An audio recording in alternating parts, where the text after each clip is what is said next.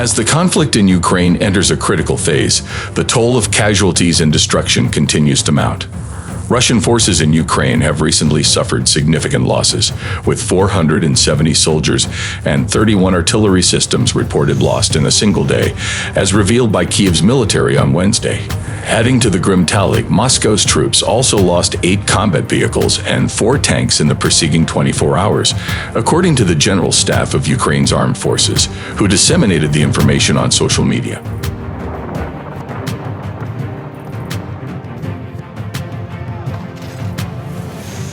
Since Russia's President Vladimir Putin launched a full-scale invasion of Ukraine on February 24, 2022, the Ukrainian government claims that Moscow has lost nearly 239,500 soldiers. However, due to the lack of official records on Russia's side, the exact number of Ukrainian casualties remains unverified. In contrast, Russia's defense ministry asserted on Tuesday that Ukraine's armed forces had lost 815 troops in the previous day's fighting.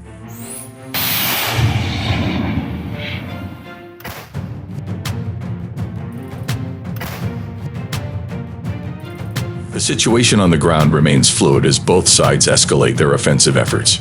Ukrainian forces have been pushing forward in the south and east of the country, with multiple operations conducted across at least 3 sectors of the front line on Tuesday alone. In response to the Ukrainian counteroffensive, the Washington, D.C.-based Institute for the Study of War think tank reported that Russian forces are also ramping up their efforts, seeking to exploit any operational gaps on the Ukrainian side.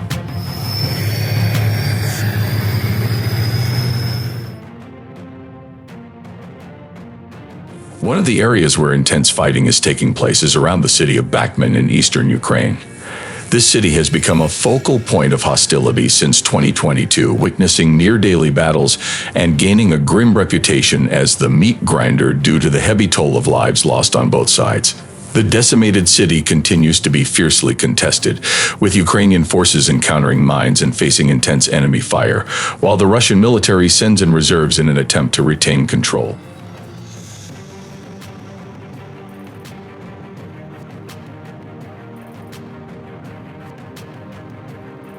Clashes between Russia and Ukraine have intensified in southern areas around the Dnieper River, including in the Dnipro Delta and near the Antonovsky Bridge in the Kherson region.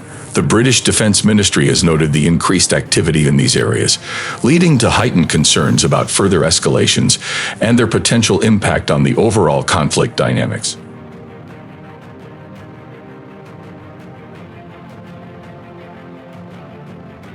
Russia faces a strategic dilemma in deciding how to respond to the evolving situation. The buildup of forces in Ukraine's Kharkiv region has raised concerns that Ukrainian forces may have to divert reserves away from their ongoing counteroffensive in the south and east of the country to address the new threat. The Ukrainian government has warned that around 100,000 Russian personnel, backed by hundreds of tanks and multiple launch rocket systems, have amassed in the Lyman-Kupiansk portion of the front line. This significant concentration of forces has the potential to tip the balance in favor of the Russian military.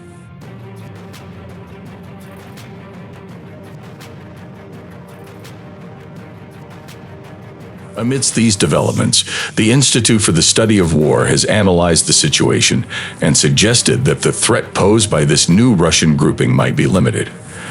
However, this does not diminish the urgency and volatility of the situation, as both sides remain locked in a deadly struggle with high stakes.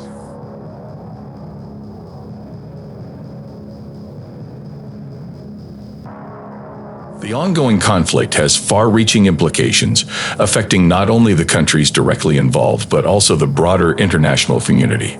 The humanitarian impact continues to be devastating, with civilian populations caught in the crossfire and vital infrastructure and heritage sites bearing the brunt of the violence.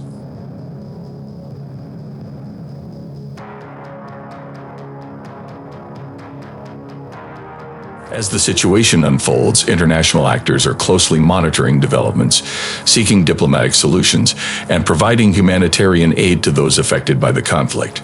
Nonetheless, the road to peace remains uncertain, and the prospects for a swift resolution appear elusive. In the meantime, the tragic loss of life and destruction of resources serve as a stark reminder of the urgency to find a lasting and peaceful resolution to the crisis in Ukraine.